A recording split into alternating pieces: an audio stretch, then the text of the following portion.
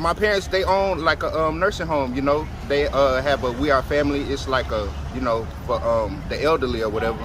But so they doing all right. Right, you know. Was your dad, did he remain active and present in your life? At first, but you know, as time went on, I haven't spoke to him since 2014. 2014? Yes, sir. That's been 9 years. Right. And he's well, he's alive. I'm not trying to, you know, that's my father. I love him to death, but you know, why do you think the communication fell off? Honestly, so you came out here, you know, bumped your head trying to think you was having freedom and being grown. Right. But how did you end up homeless though? Because most people, that happens, they could just go back home, reset. What happened? What's up, YouTube? I have the best trainer in Atlanta and possibly the world. Hit him up on Instagram at Katie with the Muscle. Now back to the content. What's up, YouTube? Atlanta Street Interviews out here in Houston, Texas.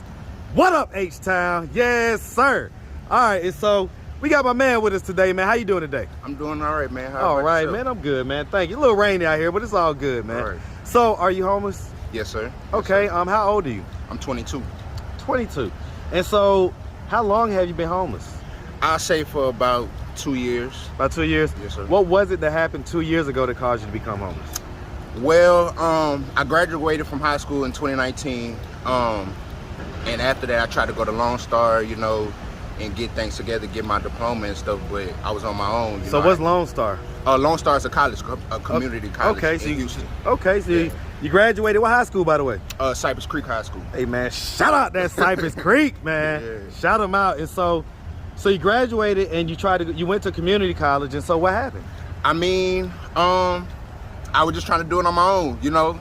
You know, when we're young, we try to do things on our own, not listen to our parents. You know, Gotta bump their head a little bit. Right. What you was about to say? My parents what? Yeah, my parents, they own like a nursing home. You know, they have a We Are Family. It's like a, you know, for the elderly or whatever. But so they doing all right. Right. You know, but it's my choice. This is my choice. Okay, so hold on. So okay. Right. Okay. So we're gonna dive into that, but right. All right. Do you have any kids? No, sir. No. Have you ever been married? No, sir. Okay. So let's just start from the beginning. So where you from? I'm from New Orleans, Louisiana. Oh, you from the NO, man? Hey, man. Sure. Shout out that New Orleans, man, sure. all day. Yeah, they know on my channel, man, I love New Orleans. I actually have a series of interviews out there as well. Oh, man. Yeah. Almost a year ago. So, yeah. All right, man. So, okay. So, you're from New Orleans. So, growing up in New Orleans, did you grow up in New Orleans? Nah, we moved down here after Katrina. Okay, so you was like kind of young. You was like almost a baby. So I'm really from Houston. I grew up down here. Grew up in Houston. Okay, so man, shout it out, man. So growing up in Houston, did you have both mom and dad in the household? Not at first. You know, my mom and dad got divorced around 2006. How old were you? I was 5 at the time. I was 5. So I mean, it took a couple years, but she found another man in her life, a great man. It's my stepfather, you know, but yeah, she got remarried. Okay, and so how many siblings do you have? I have 6 siblings. 6? Where are you in the birth order? I'm the 5th, so I'm the second to last. Okay. And your older siblings all share the same dad? No, sir. Okay, no, so sir. How many different dads are we talking about? 4 different dads? Yeah. Okay. Yeah. Your stepdad, is that who she has the last child with? No, sir. No, okay. That was with my dad, me and my little brother. Okay. I get it. And so, you know, they split when you was 5. Mm-hmm. By the way, how many years behind you is your younger brother? 2. He 20. Okay. Yeah. And so they split when you was 5, and so, you know, was your dad, did he remain active and present in your life? At first, but you know, as time went on, I haven't spoke to him since 2014. 2014? Yes, sir. That's been 9 years. Right. And he's well, he's alive. I'm not trying to, you know, that's my father. I love him to death, but you know, Why do you think the communication fell off? Honestly, I feel like he feel like I should be reaching out to him, but I feel like I'm your child. Yeah, he's the dad, so right. It should be the opposite. Right. I mean, do you think that? Do you think it fell off when your mom started dating your stepdad, or when they got married? Yeah, I could say that because I'm the type of person. I'm a very strong person. I have very strong opinions. You know, I'm very articulate. I've been that way since I was young. I'm 22 years old. So I've been had a kind of a head on my shoulders, you know, and I was one of those kids that talk back. I still got my issue, but at the same time, I was one of those kids that was kind of hard-headed, so I had to, you know, learn the hard way a lot. Well, but so what happened? What are you trying to tell us? I'm saying being disobedient got me to where I'm at right now. Well, okay, but so what I'm asking as far as your dad, I'm still on that. Right. So is that what you're talking about as far as that? Right. Your dad? Like, the transition, like my dad not being there and I seeing another man there, but I wanted to be my dad, but it's not him. So that kind of had frustrated you? Right. It was very frustrating for me. So he just stopped calling or whatever and stopped coming around? Stopped coming around, stopped calling. Like around the same time, I stopped talking to him like 2014. My mom took us down there. We was going down there to meet with her family and stuff. She called him up. He answered. He said he was going, you know, pick us up at this dropping point. He never came. And, you know, that's the last time I seen or heard from him. Yep. How did that make you feel at the time? I felt unwanted. I felt real discouraged, you know. I felt like, why? I'm his oldest child. I'm his first child. Right. So why you don't want nothing to do with me? What have I done to you? You know, I'm a reflection of you. I'm literally your first child. I look exactly like you, you know? So it's like, it kind of hurt me. It hurt me a lot. It hurt me a lot. Well, I mean, and it's a lot different from the type of situation where the dad's never there in the first place. Right. And so you don't have a chance to, you know, miss what you never knew type deal. Right. This is a deal where he was there and then he, you know, wasn't after a while. And right. Okay. So I mean, what effect do you think that had on you and your, you know, behavior issues and things like that? It affected my behavior a lot. You know, I acted out a lot. You know, I felt, you know, when you have school events and stuff, I was in middle school at the time. We was having school events, you know. I played football. I was a football player middle school through high school. So, you know, that's what I wanted.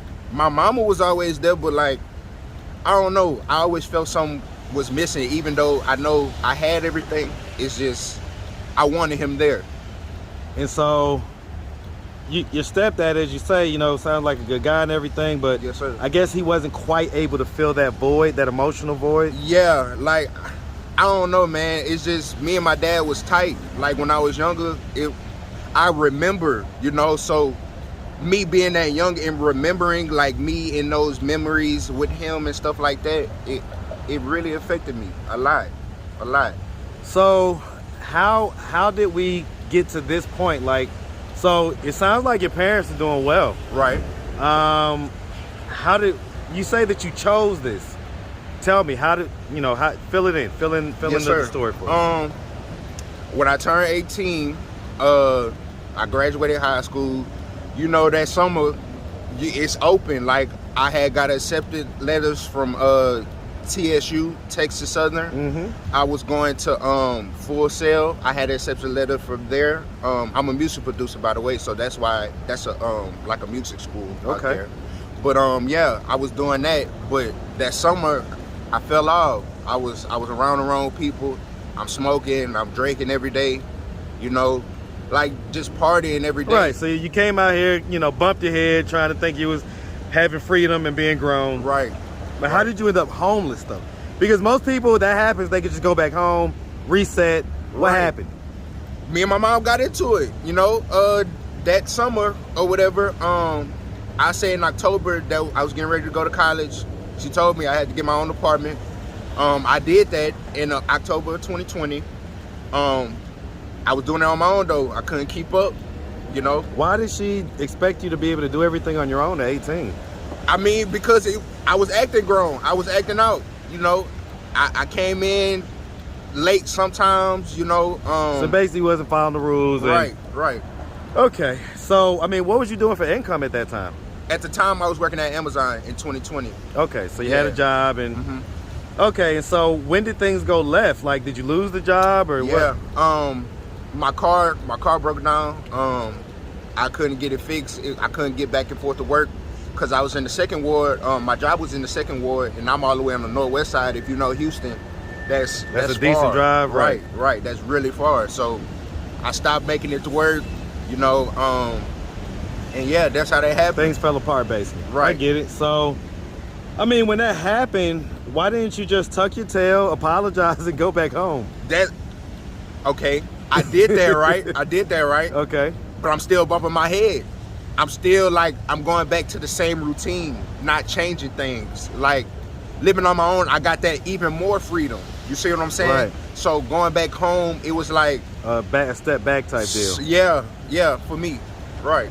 Well, I mean, you couldn't pull it together and just kind of, you know, hunker down for 6 months, I was around the year. wrong people. I'm telling you, I was partying. I had. And so, what are we mind. talking about? We talking about more than weed and alcohol?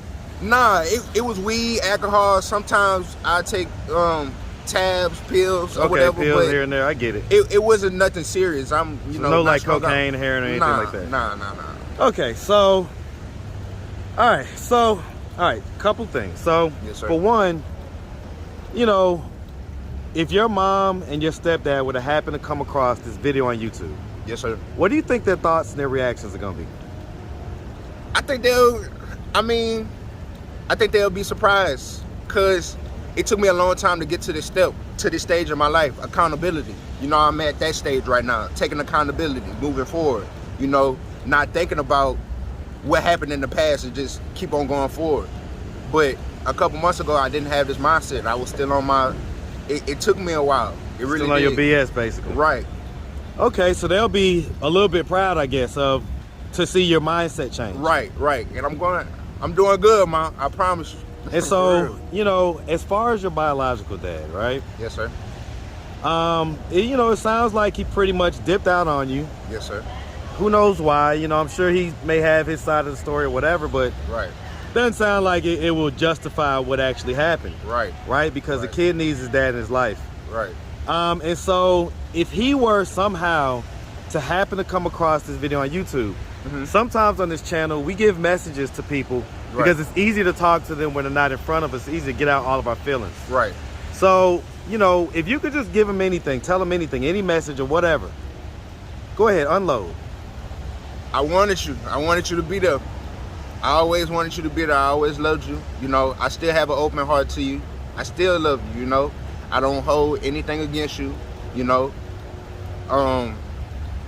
I just wish it could have been different. I wish it could have been different. I needed you, but it's all right.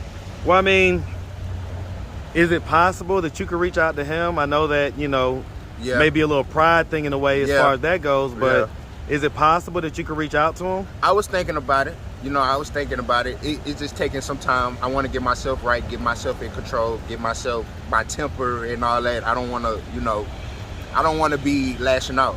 Well, and rightfully so. I get it, right? Because timing is everything, but you never know what could happen, man. I mean, you know, if something were to happen and you wasn't able to have that conversation, how do you think, you know, that would make you feel? I'd be devastated, man. I'd be hurt, but I know what you're saying. I get it. I definitely get it. I thought about it. I'm gonna do it at one point. It's taking a lot. It's taking a lot. I've been through a lot, and you know, I'm getting to that point. It's taking a little bit more time. I get it, man. I get it, man. Well, listen, man, we really appreciate. Oh, so real quick, so at this point, you know, I see we're outside of this shelter right here, but what are we doing to try to get ourselves out of this position of homelessness? Yes, sir. So recently I went to this homeless shelter called Magnificent Housing. You know, they work with you. It's like a Catholic organization. You know, they work with you with housing. They give you 14 days to find a job, get yourself right. You know, you wake up at 7 in the morning, be there by 4, but in that time you job hunting, you know, making sure you sign out, everything, just job hunting, basically making sure you're on your stuff.